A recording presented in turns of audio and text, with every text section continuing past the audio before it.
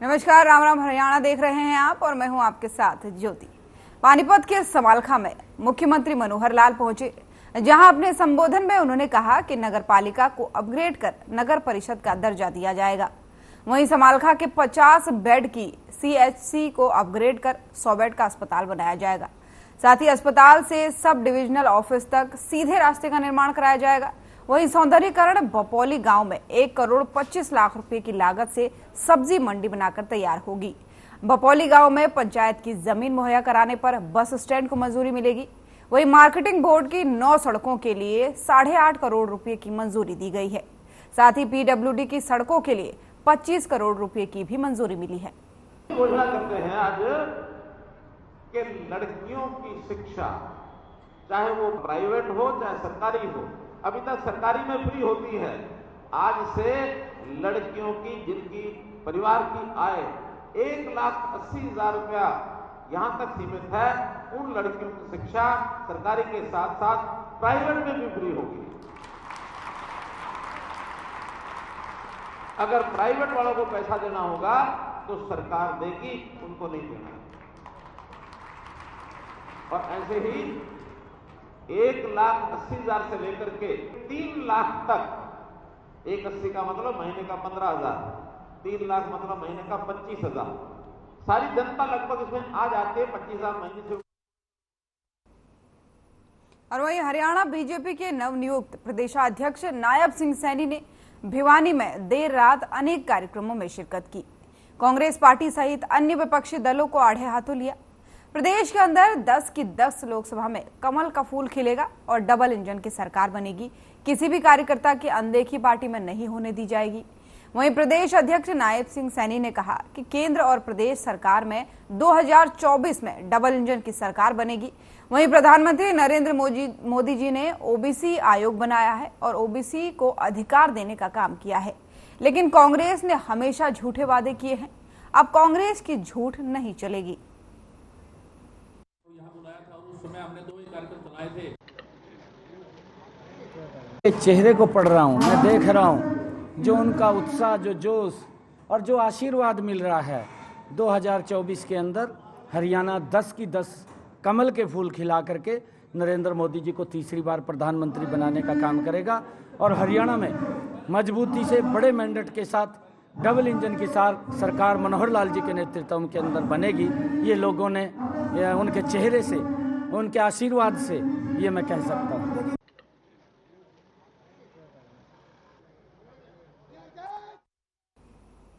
अब खबर भिवानी से है, जहां गांव गिगनाऊ में 2 दिवसीय बागवानी का आयोजन किया गया, जिसमें प्रदेश के कृषि एवं पशुपालन मंत्री जेपी दलाल ने भी शिरकत की। मंत्री जेपी दलाल ने कहा कि दुनिया में जहां भी खेती की नई तकनीक होगी वो हरियाणा के किसानों को जरूर मिलेगी। जितनी ज्यादा मंडियां होंगी किसानों को उतना ज्यादा फायदा मिलेगा। इसी के चलते हरियाणा में नई नई मंडियां बनाई जा रही हैं। किसानों की फसल उनके खेत से मंडियों तक पहुंचाई जा रही है। उन्होंने मेले में आए किसानों से अपनी कुछ जमीन पर प्राकृतिक खेती करने का आह्वान किया है। उन्होंने कहा कि जापान से 2,700 करोड़ रुपए का ऋण लिया गया है, जिससे लोहारू, बाड़रा इत्यादि इलाकों में खेती की जाएगी।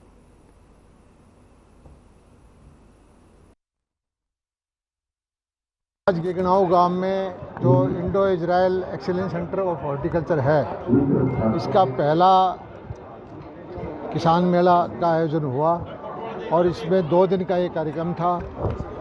हजारों की संख्या में दादरी, बारडा, महेंद्रगढ़, तोसाम, भिवानी, लोहारू के किसान आए और इसका मकसद ये था कि किसानों को जो नई नई तकनीकी आई है, नए नए बीज आए हैं और कैसे नेट हाउस, पॉली हाउस की खेती होती है, कैसे ड्रोन का उपयोग हो सकता है, कैसे नैनो यूरिया फ़ायदेमंद है, इन सब चीज़ों की जानकारी दी। अलग अलग हमारे एक्सपर्ट हैं, उन्होंने सेशन रखे और किसान बड़े उत्साहित थे।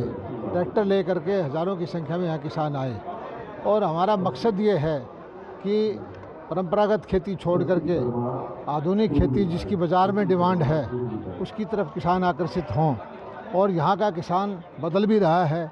आज देखता हूँ मैं इन रेगिस्तान की टीलों में नेट हाउस, पॉली हाउस है, ड्रिप इरिगेशन से खेती होती है और किसान को अच्छी आमदनी होती है। हमारा मकसद ये है कि दुनिया में जिस प्रोडक्ट की डिमांड हो, जिसमें अच्छा भाव मिलता हो, वही फसल जो है किसान बोए और किसान अपनी आर्थिक हालात ठीक करे।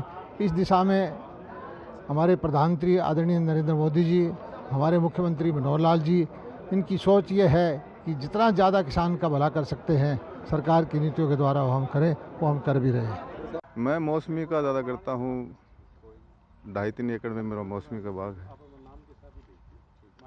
और ये 5वां वर्ष है इसको लगाए और उसके अंदर बाकी ऑर्गेनिक ही है, वो अपने जो धनजैम वगैरह हैं या वेस्ट डिकम्पोजर है उनके थ्रू करते हैं जी।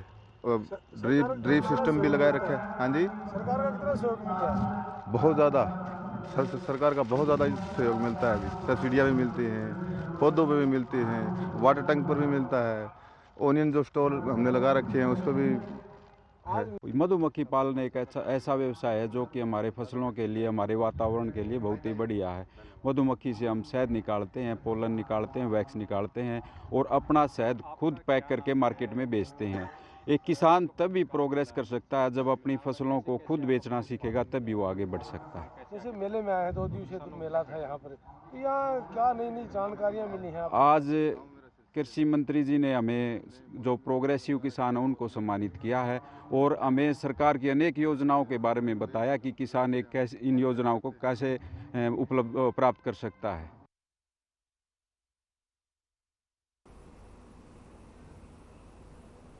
एक जनहित याचिका की सुनवाई के बाद हाईकोर्ट द्वारा हरियाणा के 550 सरकारी स्कूलों में टॉयलेट न होने पर सरकार को शर्मनाक करार दिया गया है। 5 लाख रुपए के जुर्माने के बाद अब प्रदेश की सरकार और केंद्र सरकार विपक्ष के निशाने पर आ गई है। इस तलख टिप्पणी के बाद सरकार के खिलाफ जुबानी हमला बोलते हुए इनेलो नेता अभय चौटाला ने इसे दोनों ही सरकारों के लिए शर्मनाक बताया है।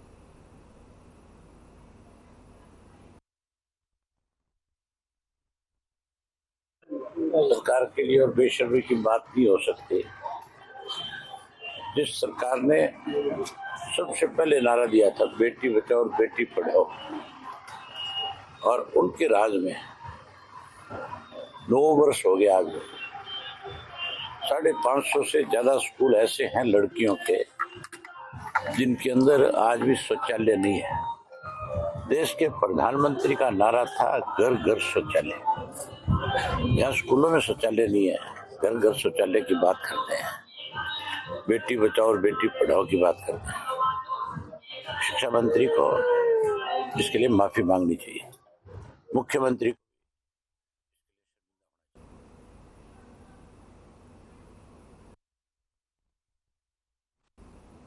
और वही अंबाला छावनी की सड़कों को लेकर फिर एक बार खड्डा यात्रा का आयोजन आम आदमी पार्टी की प्रदेश उपाध्यक्ष चित्रा सरवाया की अध्यक्षता में किया गया।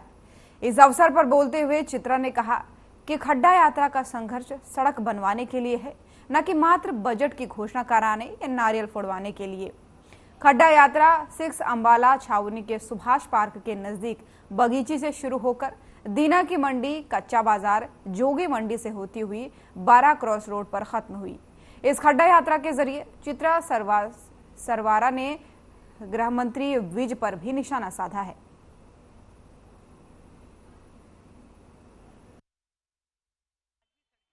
पड़ी है, प्रोजेक्ट जो है अधर में लटके हुए हैं और बड़े हैरानगी की बात है। हमारे विधायक साहब कहते हैं कि हम गब्बर हैं, उनके जाने से पूरे आसपास के हलकों में जाके वो फाइलें खंगाल देते हैं। उनकी नाक के नीचे उनकी अपनी विधानसभा के अंदर इतनी बड़ी धांधली हुई है। एक प्रोजेक्ट के अंदर से 60 से 70% की राशि खाई जा चुकी है, लेकिन वो चुप बैठे और आज भी सिर्फ पैसा लाने का वो हम पे एहसान जतवा रहे हैं। तो खड्डा यात्रा चल रही थी और तब तक चलती रहेगी जब तक सड़कें नहीं बनेंगी।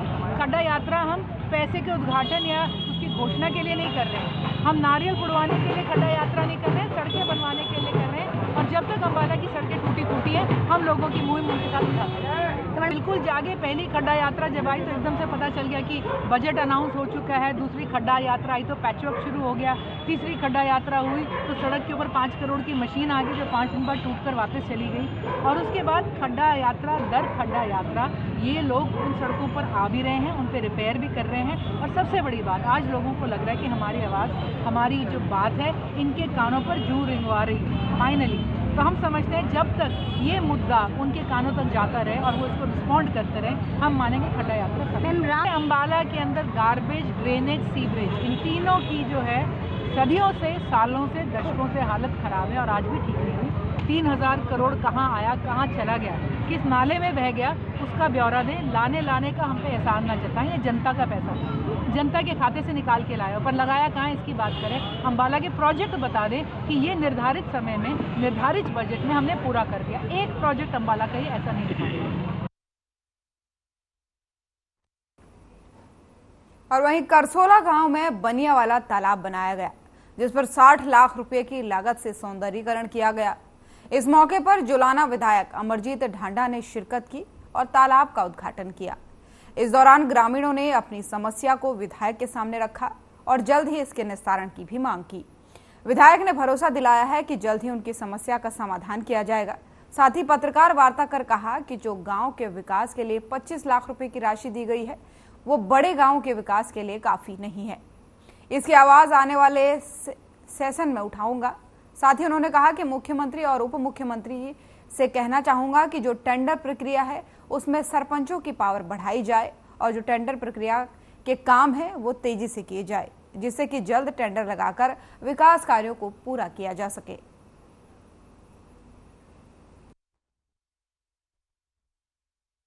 इसमें बनने वाला तालाब करसोला गांव में 60 लाख रुपये लागत से करसोला गांव का बनने वाला तालाब, इसका सारा सुंदरीकरण किया है।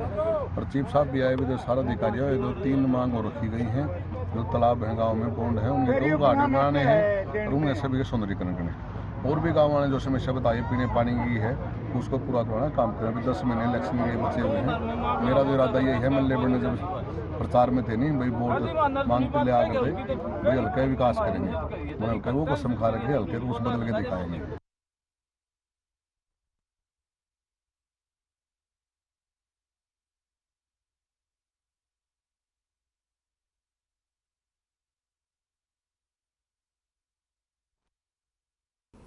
कुरुक्षेत्र के कस्बा शाहबाद के पीडब्ल्यूडी रेस्ट हाउस में बीजेपी जिला अध्यक्ष रवि बत्तान और पूर्व कृषि मंत्री बेदी शाहबाद के तीनों मंडल अध्यक्षों की बैठक ली। इस बैठक में तमाम पदाधिकारी और कार्यकर्ता मौजूद रहे। बैठक में आगामी होने वाले कार्यक्रमों के बारे में चर्चा कर रणनीति बनाई गई। पत्रकारों से बातचीत करते हुए उन्होंने बताया कि 17 दिसंबर को शाहबाद का पन्ना प्रमुख सम्मेलन आयोजित किया जाएगा। एक महत्वपूर्ण कार्यक्रम है और उसके पहले 30 नवंबर से देश के प्रधानमंत्री ने विकसित भारत जनसंवाद यात्रा पूरे देश में शुरू करने की बात कही है।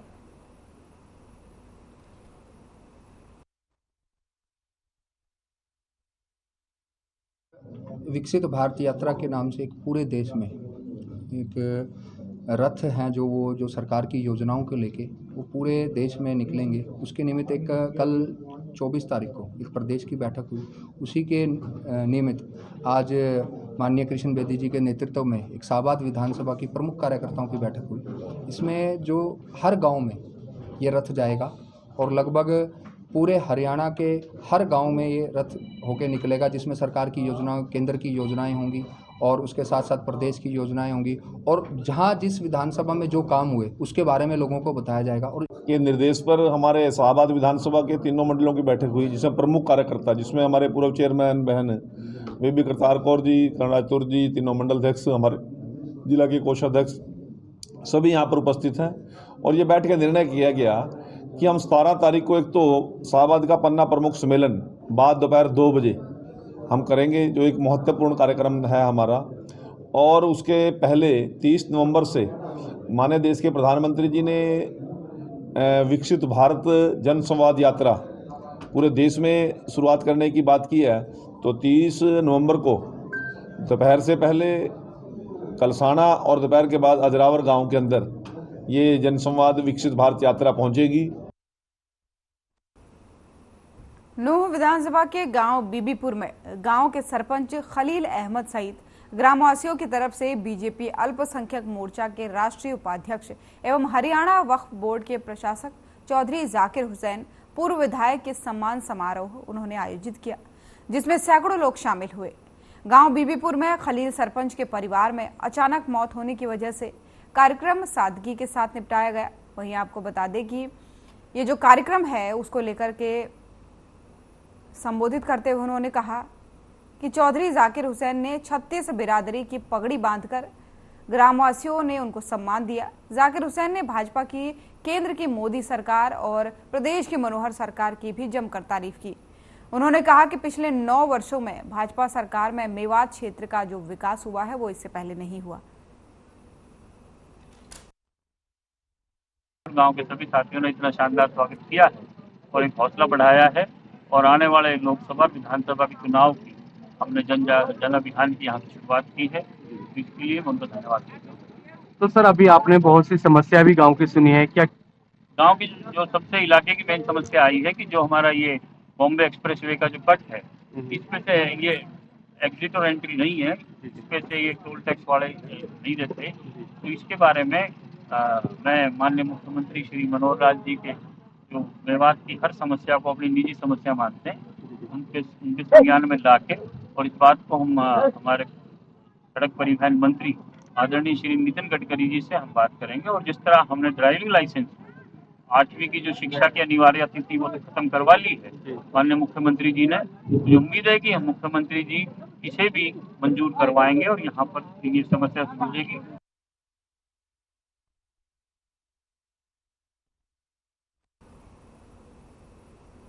और खबरों में वक्त हो चला है एक छोटे से ब्रेक का, जल्द हाजिर होंगे।